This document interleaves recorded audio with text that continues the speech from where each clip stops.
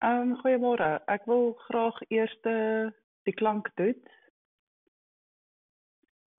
My technical support in die vorm van my swaarse seun, Pieter de Tooy, daar in Veldre van die Weskus het aanbeveel dat ek 'n oorfone gebruik met 'n mikrofoon om die klankprobleem op te los.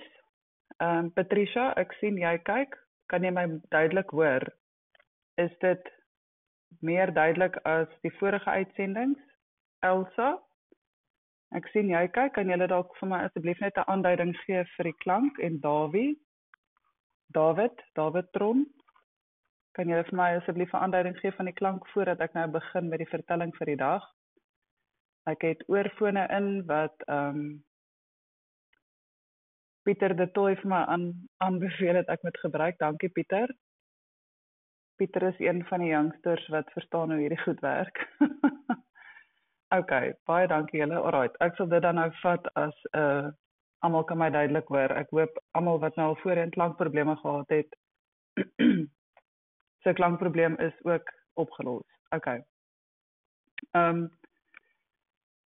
Om bietjie terug te kom na die boerdery toe, wil ek julle nou vertel oor die oes wat ons wel afgehaal het. So die eerste oes wat Wynand daar geplant het was reis gewees. En ons het toe 'n stroper gehuur by die buurplaas wat nou Malolo is waar die boere saam geboer het. So toe kom die stroper die dag nou soontoe en die plaasbestuurder op daardie stadium was Henny. Nou kan ek nie Henny se van onthou nie, maar in elk geval Henny het die stroper gery. Ek en Wynand en die kinders het saam met hom voor ingeklim en dit was 'n ongelooflike ervaring gewees om ons eie oes van ons eie plaas af te haal. En dit was 'n baie goeie oes en 'n goeie opbrengs gewees. Ek kan nou nie die besonderhede deurgee van hoeveel ton per hektaar en so aan nie, maar dit was toe nou dit het voldoen aan die verwagtinge. En wat lekker was van die stroper is hy het mos sulke tone wat hy tussen die mielierye indruk en dan stroop hy die mielies. Jessie, en dan kom daai oes af en dit is nogal 'n emosionele ervaring, nie nogal nie. Ek en Wynand was in trane, ons albei het dit vir mekaar probeer wegsteek, maar dit was regtig 'n fantastiese ervaring en dan natuurlik ook om daai vol wa wat nou vol mielies is te gaan gooi daar in die store. En toe het ons nou seile uitgegooi om die mielies op te gooi. Maar 'n probleem daar wat 'n mens nou nie aan dink voor die tyd nie, is die hoeveelheid vog in die lug. Want jou graan moenie daai vog trek nie, want dan skryf jy die hele oes af. En natuurlik is daar ander tropiese tipe van siektes en goggetjies en goed ook wat die mielies kan bederf. Maar gelukkig het ons 'n groot genoeg stoor opgerig. Dit was 4 containers of dan nou vragskepehouers, as jy dit so wil noem. Ek dink almal weet wat 'n container is. 4 daarvan en dan het tussen die 4 lekker hoë dak opgerig. So onder die dak was hierdie goed nou hierdie mielies neergestort en dan oopgekrap met grawe oral na die kante toe en dan laat dit nou bietjie kan droog word. En dan word dit nou gesak in sakke gegooi. So dit was wat die boerdery aanbetref 'n groot hoogtepunt vir ons gewees. En ek het lekker foto's daarvan ook wat ek vir julle sal opsit. 'n Ander keer wat ons die oes afgehaal het, het ons nie die stroper gehuur kon kry nie. En toe het ons gebruik gemaak van handearbeid. En die Kongolese vrouens werk in die veld. Die mans bly by die huis en ran die huishouding. Ek dink nie eintlik hulle doen regtig veel nie, want hulle sit buite hulle blyplek en speel kaart of sit en gesels. Maar in elk geval het ons met 'n plaaslike bevolkingkie wat ook naby ons gebly het, Dehisi is die nedersetting se naam, het ons na hulle toe gegaan en gesê, okay, ons het soveel handoesters nodig en hulle kan hulle nou vir ons beskikbaar stel. Ja, nee, hulle stel belang en hulle sal 'n deel van die oes aanvaar as betaling. En alles is mos nou maar trial and error. So Toe het ons nommer 1 'n probleem gehad om hulle te vervoer. So ons het self met die Land Cruiser heen en weer gery om hulle in die oggende te gaan haal en in die middag weg te vat. Maar dit was op die einde glad nie winsgewend nie. Dit het glad nie sin gemaak om dit so te doen nie.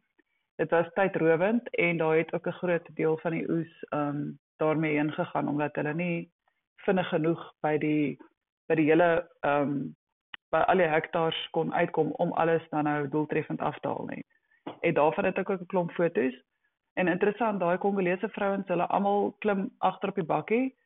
Dan het hulle goed dat hulle by hulle dra en hulle dra selfs hulle babetjies saam en dan stap hulle deur die landerye en oes van die môre tot die aand terwyl hulle die babas versorg ook. Dan het hulle 'n klein kastrolletjie en goed wat nodig is om 'n vuurtjie mee te maak en dan maak hulle vir hulle kos daar en sit net daar in die veld en eet en pak alles weer op. Ek wonder wat doen hulle met daai warm olie? Gooi hulle dit uit of wat doen hulle? En dan gaan hulle weer aan. So hulle werk verskriklik hard, maar soos ek sê is dit is tydrowend en toe op die einde van die dag nie eintlik so doeltreffend nie. Toe het hierdie gemeenskap van Daisy vir ons geskenke gegee, want hulle deel heeltyd uit. Hulle het niks, maar as hulle iets kry dan deel hulle dit uit. Toe het hulle onder andere vir ons 'n lewendige makou gegee. Makou is ons nou maar soos 'n familie van 'n eend. Ons het nogal lank gevat om agter te kom presies wat is dit, want dit is nie 'n eend nie, maar wat is dit dan? Okay, so dit is dit op die einde 'n makou. En as ons daar kom, dan gee hulle vir ons een of ander iets wat hulle gaan pluk het, piesangs of patats. En die patats wat jy daar gekry het was snaaks genoeg ook weer, dis sekere Afrika patat, maar omdat dit nie dieselfde bemesting kry soos wat ons ken nie, lyk die vorm heeltemal anders en die kleur is heeltemal anders. So die patat is baie lig van kleur, hy het meer die kleur van 'n aardappel en hy is baie krom en skeef en knopperig en so aan. So dit was omtrent 'n groot werk om hierdie patats bewerk te kry, maar die punt is hulle het altyd vir ons iets saamgegee. En ja, ek het foto's ook van die makou. En op die einde was daai boerboel wat ons daar gehad het, was te bang vir die makou. En dit was nogal 'n snaakse storie om te aanskou dat 'n hond wat 'n boerboelkruising is, nou bang is vir so 'n mak eend. So alles daar was verkeerd om. Die skaap jaag die honde rond en die honde is bang vir die skaap en die honde is bang vir die makou en die makou het daai opstal geroel waar jy kom nie naby hom nie. Maar hy was nogal heel oulik geweest. So wat nou ongelukkig later gebeur het natuurlik is die makou is ook gevang. Iemand het hom definitief gesteel om hom te eet. So ons was baie vies daaroor. En in die tussentyd het Wynand wartlemoen ook geplant wat uitstekend gewerk het. Jy sê ons het 'n wartlemoen opbrengs gehad wat geskrik het vir niks. Waar ons het wartlemoene afgehaal en dan na die mark toe gestuur. Of die gedagte was dat ons dit mark toe stuur. Maar dan sit jy weer met die probleem is die mense ken dit nie. Die plaaslike bevolking snaaks. Dit was my baie vreemd dat hulle nie weet wat dit is nie. En toe ons vir die mense by die saagmele wartlemoen saamgevat het om vir hulle te wys, okay, dit wat ons nou gedoen het. Toe dink hulle ook dit is 'n pampoen of 'n ding en ons verduidelik vir hulle nee, dit is wartlemoen. En die Franse woord, as ek dit nou reg sê, is pastek. En volgens hulle is dit baie skaars. Dit is glad nie iets wat jy sommer alledaags kry nie. So dit was toe nou vir ons nog 'n eye-opener en baie interessant dat hulle dit nie weet nie, maar ons het heerlik geëet aan die wartlemoen. En natuurlik het dit vir al die Suid-Afrikaners goeie herinneringe teruggebring want ek meen ons almal het as kinders wartlemoen geëet en saam as familie gestaan en met die skuwe so gestaan en eet en die pitte uitspoeg en wat ook al. En toe het ons eendag, want ons het so verskriklik baie wartlemoene gehad, toe laai ons dit agter op die bakkie. En op daai stadium was daar 'n Amerikaanse joernalis wat by ons kom kuier het, Eve Fairbanks. Sy praat ook nogal 'n paar woorde Afrikaans en ja, sy is baie goed met tale. Toe het sy by ons gekuier, maar toe ry ons almal saam nou weer op die bakkie na Daisy toe met hierdie klompe wartlemoene om dit daar te gaan uitdeel. Jy sê en dit moes seker gelyk het asof ons Kersvader is wat daar aankom, maar al daai kindertjies het so nou ons toe aangehardloop gekom en ons kon nie voorbly om genoeg wartemoen te sny om vir hulle almal uit te deel. En toe is die village chief nou weer baie in sy skik daarmee en die kinders het die wartemoenpitte bymekaar gemaak om dit te plant. Nou weet ek nie eers of jy dit direk van die put af kan plant nie, maar in elk geval toe sê hy nou nee, dit sal nou hulle local projek wees om die pitte te plant en dan nou hulle eie wartemoene te groei. So dit was ook nou nogal nice en ja, om vir Eve by ons te hê as 'n Amerikaner, as dit 'n klomp verskillende mense uit totaal verskillende agtergronde so bymekaar. Dit was nogal 'n ondervinding geweest.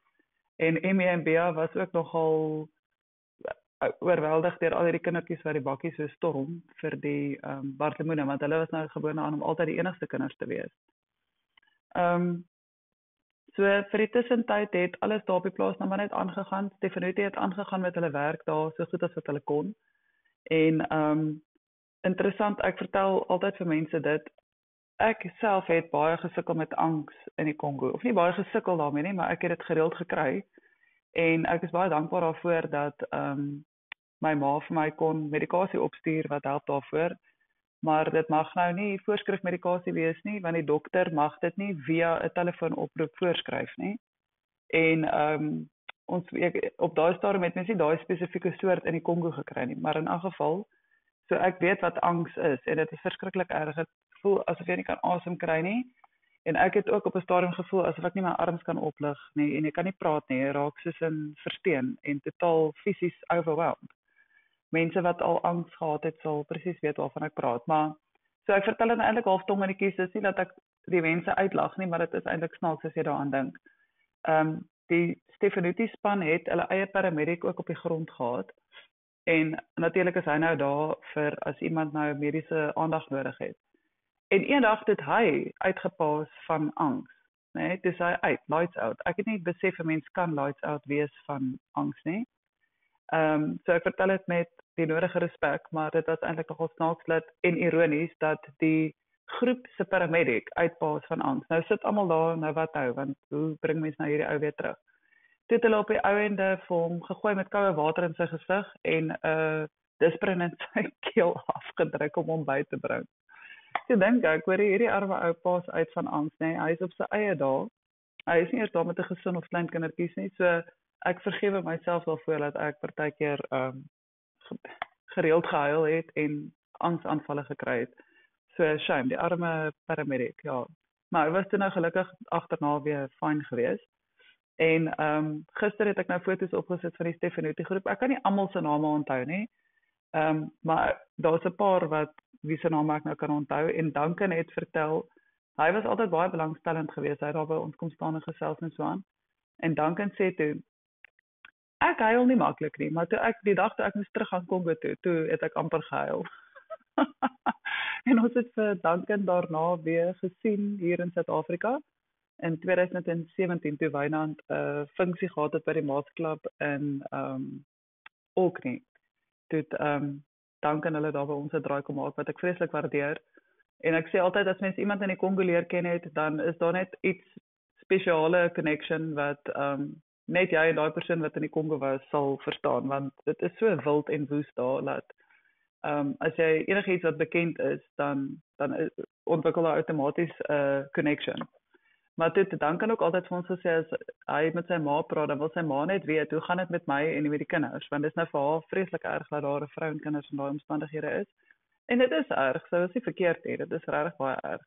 En ek dink Bea het een keer blommetjies of iets gepars wat sy gemaak het in 'n boekmerkie of iets in daai lyn wat hy vir Duncan gegee het om vir sy ma te gee, want sy ma het ek dink ek onthou reg het Duncan se ma vir ons ook ietsie gestuur vir die kinders. En dis mense wat ons glad nie ken nie, ons het hulle nog nooit ontmoet nie. So daai tipe van ondersteuning was ongelooflik en dit het ons regtig deurgedra. Dit is ongelooflik wat sulke gebare en dinge beteken terwyl jy daar ver in die vreemde sit in sulke moeilike omstandighede. En 'n ander snaaksigheid wat gebeur het is die pitwater daar op die plaas is die lekkerste drinkwater wat ek nog in my lewe gedrink het. Kyk, ek het in Pretoria groot geword, so ek's gewoond aan Pretoria se kraanwater en dis vir my die lekkerste water. Maar daai pitwater is so skoon en die suiwerste vorm van water wat jy kan kry. En nou kom Stefanuti en Exaro se werknemers daaraan. Hulle mag dit nou nie drink nie want hulle mag nou net gebottelde water gebruik, want dit is deel van hulle kontrak om hulle self te beskerm. En toe daai Mayo gebottelde waters wat jy daar kry, is niks lekker nie, dit proe soos plastiek. Toe sê ek eendag daar vir die Stefanutis, luister hier, julle kan hierdie pitwater drink, ons drink dit nou al vandat ons hier is en ons het nog niks oorgekom nie en dit is regtig baie lekker water. En ek staan en ek gesels toe met Morney wat praat oor die pitwater en iemand kom en hulle sê, wat is dit nou? Morney sê nee, Franse staan en bemark julle pitwater. Sy gaan probeer om dit aan ons te verkoop. Maar dit is regtig die suiwerste skoon water wat jy seker kan kry want dit kom vars uit die aarde, onder die oppervlak van die aarde uit. Ja, so dit was sulke goed wat regtig amazing was om te ervaar op 'n daaglikse basis wat toe nou op die ouende vir ons normaal geraak het en ander mense het dit eintlik half vreemd gevind. Maar toe was daar nogal 'n tydperk gewees wat daai put droog geloop het. En dis ons enigste bron van water. Toe moes ons nou daai 5000 liter tanks agter op 'n wa laai en ry na die buurplaas toe, dit opvul en terugry Belter toe, sodat ons water op die plaas het. En jy kan nie glo dat dit in 'n plek waar dit so baie reën, dat 'n put kan droogloop nie, maar okay, dit het toe nou gebeur. En nou sê ons nee, nou moet ons oralste op die in die badkamers en waar krane is, 'n nota opplak om te sê, jy weet, werk net spaarsamig met die water, want mense sal nie verwag dat daar 'n waterskaarste is nie. En ons kyk nou op Google Translate en ons Wynand vertaal toe nou, jy weet, gebruik die water spaarsamig want dit word aangery. En Google Translate is nie so akkuraat nie. En toe ons Franse vriende daar op die plaas aankom, ons sê vir hulle ja nee, hier is nou 'n watertekort en wat ook al. Toe kom Frank terug van die badkamer af en hy laag en hy sê, who did your translation for you from English to French? En ons sê nee, Google Translate. Toe vra hy, do you know what's written there at the tap? Sê wat? Hy sê toe, nee, die water is skaars want dit word te perd aangery. Nou weet ek nie hoe het Google dit so getranslate nie, maar dis sê wy dan, dis in elk geval 'n goeie ding as hulle dink ons het dit te perd aangery, want dan klink dit net na ekstra baie moeite en dan sal die mense nou spaarsaam werk met die water. Maar ja, dit is nou nogal ons almal weet jy kan nie Google Translate 100% net so oordra nie. Maar nou een nota by die hotel in Point Noir was ook so gewees, die iemand het 'n nota in die badkamers bo kan die toilet opgesit wat sê jy moet die toilet spoel, jy moet tussen die spoelknop inhou dat die toilet vat lank om te spoel. En toe het hulle nou weer van met die Google Translate van Frans na Engels te vertaal en toe staan daar bo kan daai toilet flush until everything is gone. Dit was die notas. So ek het nou nogal gesmaal daaroor ook, maar okay. Ja, solank jy die boodskap kry, dan is dit reg. Maar die manier hoe dit soms oorgedra was nogal snaaks geweest, ja. En ja, so toe die handoesters nou aangegaan op hulle manier en ons het hulle heen en weer gery en ja, Tannie Trudy was die broodbak kampioen geweest daar op die plaas. Sy het die lekkerste brode gebak. Hulle het 'n lekker groot so regte plaasbroodpan gehad, maar dit was 'n movie so lang pan en dan kom daar sulke hoë brode uit. En sy het nou net die perfect touch gehad om daai brood perfek te kry. En op 'n stadium het sy broodrolletjies ook gemaak wat 'n absolute skaarste is wat ons almal in Suid-Afrika seker laas gesien het, is hamburger rolletjies. Dit sê altyd wanneer ons saam braai, ons het met hulle eintlik 'n vaste reëling gehad. Saterdagaande kom braai sy en oom Hannes by ons en wanneer Johan by was, het hy ook saamgekom. En Sondagoggende dan luister ons almal kerk saam in die vorm van CD's wat my ouers ons opgestuur het. En dan na kerk dan drink ons nou koffie en dan gaan almal nou weer hulle eie rigting. Maar Saterdagaande wanneer ons saam gebraai het, dan het Trudy altyd 'n brood saamgebring. En ek het deur die week ook broodbaal gekry wat 'n absolute redding was. En sy het ander goed ook gedoen. Sy het melktert gemaak en allerlei tradisioneel Suid-Afrikaanse geregte.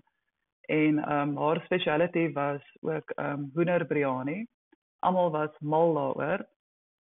Sy het dit gemaak vir oom Hannes, het 75 jaar oud geword daar op die plaas.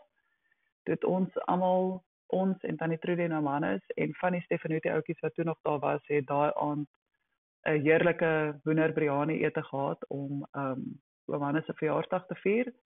En dit is absoluut 'n goeie herinneringe en as mens nou dit terugkyk, dis 'n deel van jou lewe wat so vreemd was en so oorweldigend en kyk ons het baie gevloek en gehuil, maar dis lekker om na dit terug te kyk want dit is regtig fantastiese herinneringe.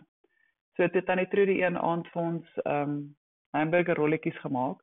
Dis sit ons dit nou so op die tafel, wat ons gaan dit nou later saam by die ete eet. En toe een van die gemeenskaplike plaas boere daar by ons aankom en hy stap in en hy sien hierdie broodrolletjies, dit hy letterlik, dis die eerste keer in my lewe dat ek letterlik iemand in hulle spore sien stop en kyk vir hierdie broodjies en hy sê, "Waar kry julle hamburger buns?" En ons sê dis tannie Trudy wat so oulik is wat dit gebak het. Sulke dingetjies wat 'n mens net weer eens vanselfsprekend aanvaar. As jy dit daar ervaar, dan sien jy dit heeltemal anderste. En van die res sal ek julle môre verder vertel.